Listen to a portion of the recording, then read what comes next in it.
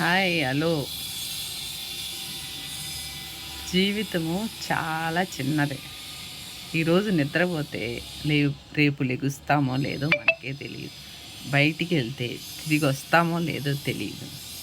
ఇంత చిన్న జీవితంలో ఎందుకు మనకి పొగరు, అహంకారం, కుళ్ళు, కుతంత్రం, కుటుంబాలు నాశనం చేయటం, పగ పేరుకుపోవటం, హెల్త్ పాడైద్ది, బాడీ అంతా కుళ్ళిపోయిద్ది. ఓకే.